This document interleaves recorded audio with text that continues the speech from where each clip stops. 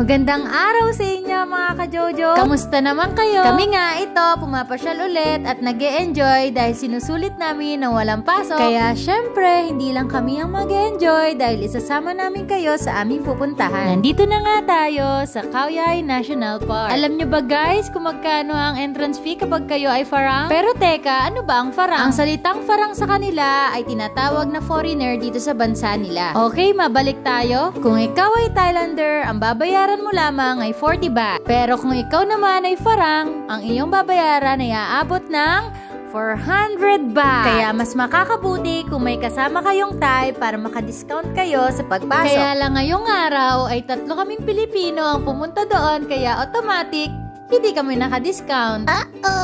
Kaya iyan, sinusulit namin ang gala namin. Papunta na nga pala tayo niyan sa falls.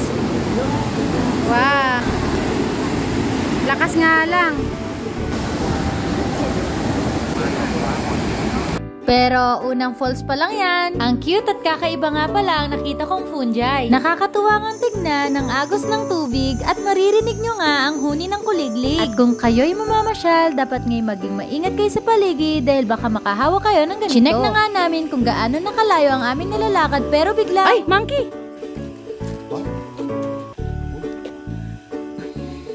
Na-standby kami dito sa likod. Hindi kami pwedeng makadaan, baka bigla kami habulin.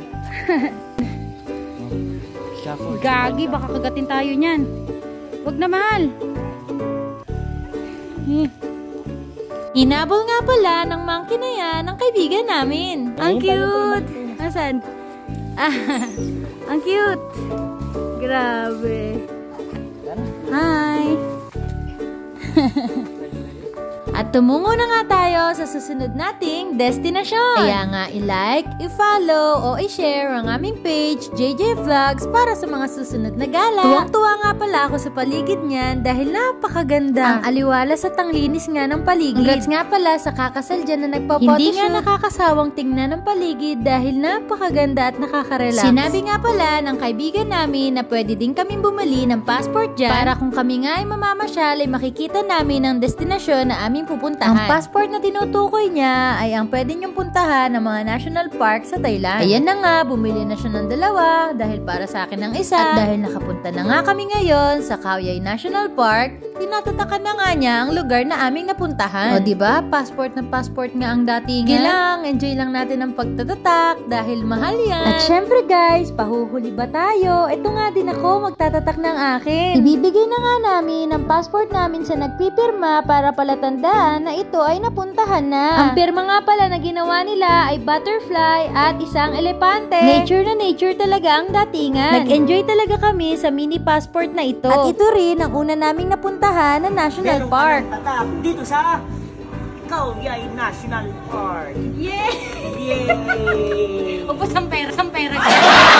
Lakad lang tayo ng lakad at napakasarap maranasan ng ganitong uri ng aktibidad. Yun nga lang, talagang nakakapagod dahil akyat panaog kayo rito. Ang saya lang maranasan ng katulad ng ganito. Tingnan nyo guys, parang may namuong rainbow dun sa gilid. Kaya yan nga, pupuntahan natin yung tubig na yun. Maging maingat nga lang sa paglalakad dahil sobrang malalaki ang bato dito at hindi rin pantay-pantay. Kaya kung pupunta kayo sa katulad ng ganito, mas mainam na gumamit kayo na naaakma na gamit sa paglalakad. Dahil kung gagamit kayo ng katulad ng akin, hindi natin masasabi na pwede kayong dumulas. Kaya mas naging doble ingat ako sa paglalakad at pinipili ko talagang batong nakapatag. Ayun na nga siya. Ito nga at pwedeng maging pictorial. Sige lang, please, ganda lang ang peg.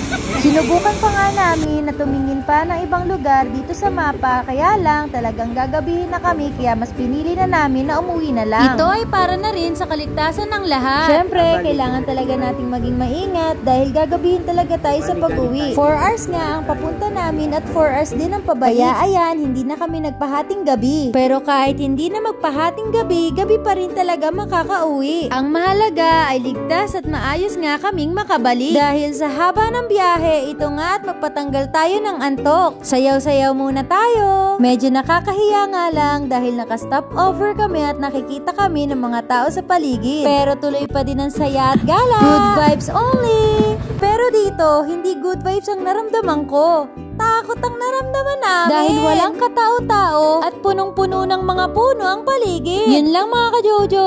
Thank you sa panonood.